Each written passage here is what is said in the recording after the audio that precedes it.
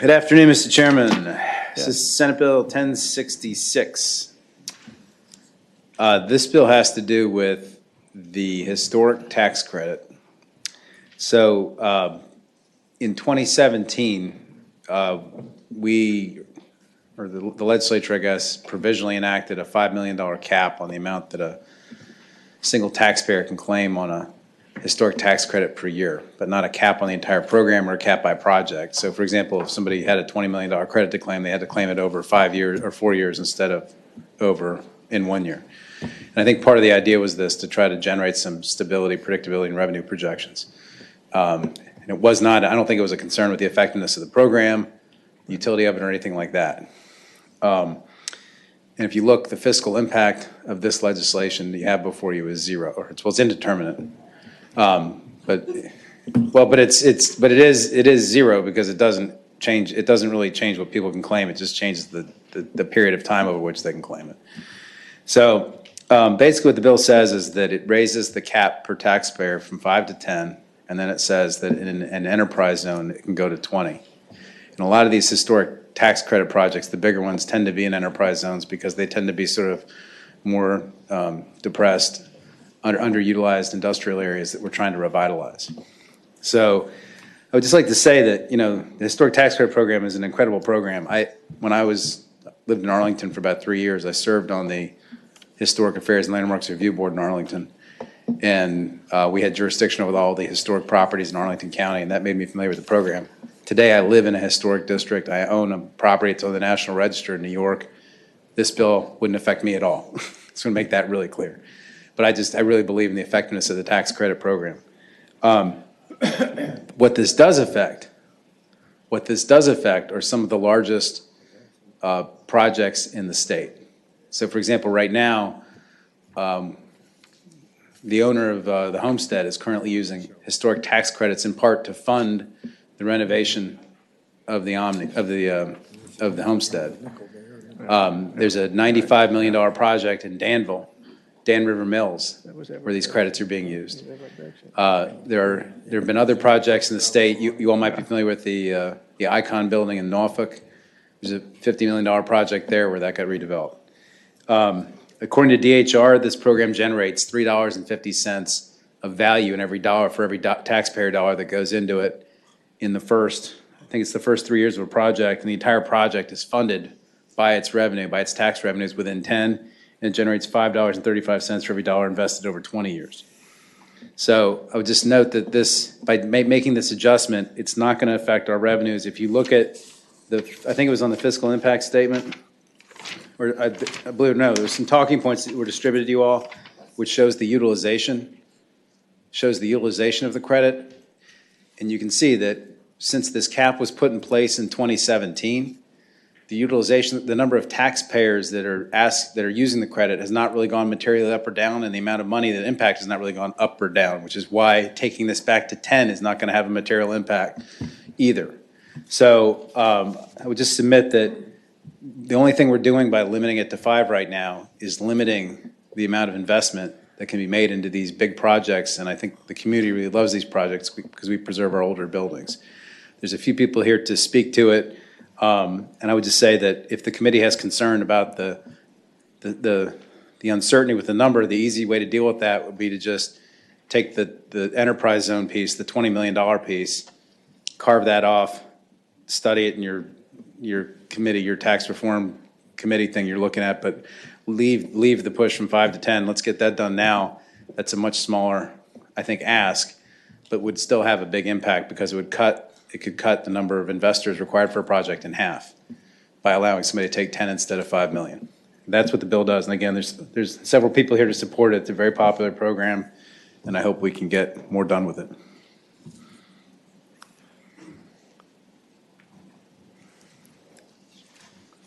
Good afternoon, Mr. Chair and members of the committee. I'm Kelly Harris Braxton with Virginia First Cities, and I'm here to support Senator Surovell's bill. The 16 members of Virginia First Cities are united in their support for the expansion of the historic tax credit program. The program is responsible for so many of the good things that have happened in our landlocked cities that are unable to grow our tax base by expanding our borders. Providing incentives to get historic, beautiful buildings back into productive tax-producing reuse is a win-win for our cities, for historical context, and for the Commonwealth, and we strongly support the bill. All right, thank you. Thank you, Mr. Chairman, members of the committee. I'm Mindy Carlin, speaking on behalf of the City of Suffolk. This is a valuable tool that our city has used, and we support this legislation. Thank you. Thank you. Thank you, Mr. Chairman. Bill Roach, Commonwealth Advisors. I want to thank Senator Surovell for sponsoring this bill. I'd just like to elaborate on the project in Danville, Virginia. We're talking about a $95 million investment in Danville. Not Northern Virginia, not Richmond, not Hampton Roads, but Danville, Virginia is getting a $95 million project.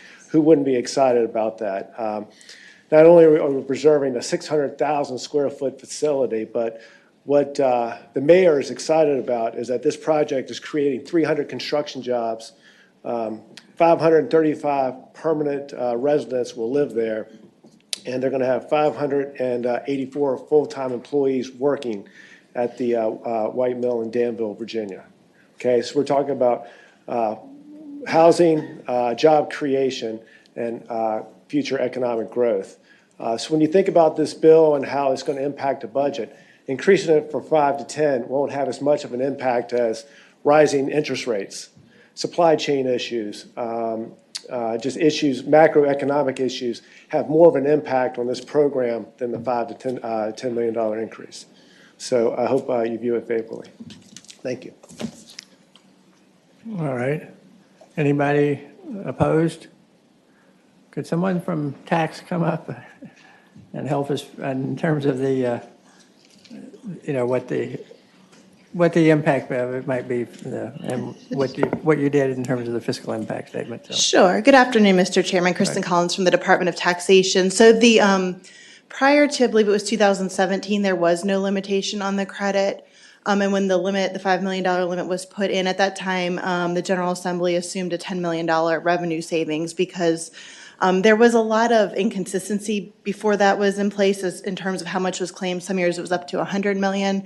More recently it has been lower, I believe, something like $98 million the year before the cap came in, then it was $70 million. But you don't know if it's due to this or other factors. But in terms of how we did our analysis in terms of estimating, I mean, it is unknown, but we look at taxpayers who have more than $5 million of credits that could potentially use them if, the limit were changed. It fluctuates from year to year.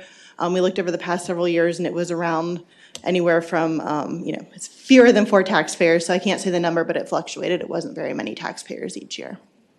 All right. Anybody have any questions? Oh, sorry, I've been asked to say the amount. So in the FIS, we said 5 to 15 million a year, depending on the year that we were looking at. Negative impact on the treasury. Yes, sir. Negative general fund revenue impact. And Senator Surovell, is correct. It is a timing issue, but it's a matter of will they claim it, it would accelerate the timing of when they could claim it, basically. All right. Right, there'd still be the same numbers, just whether you do it in 1 year, or you spread it over 2 or 3 or 4. All right. All right. Anyone want to make a motion? Yes. Scott, if you have $10 million worth of credits, can you use part of them in 1 year and part of them in another year?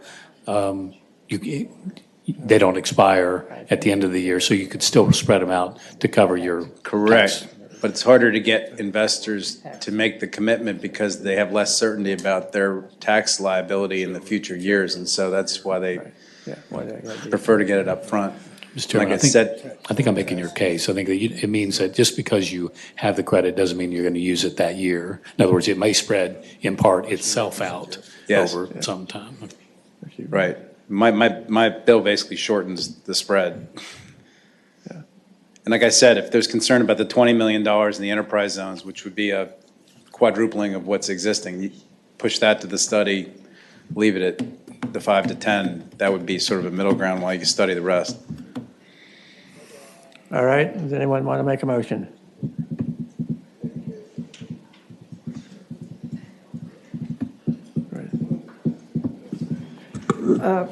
Mr. Chairman, there is this joint tax subcommittee that is meeting, and I wonder if this might appropriately go to them to be looked at over the year.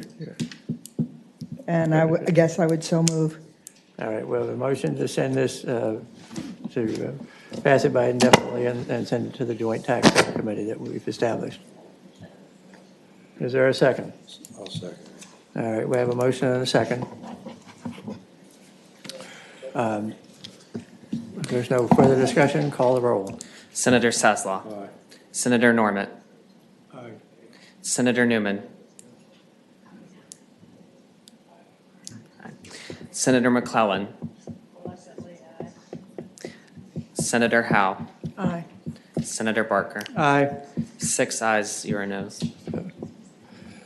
All right.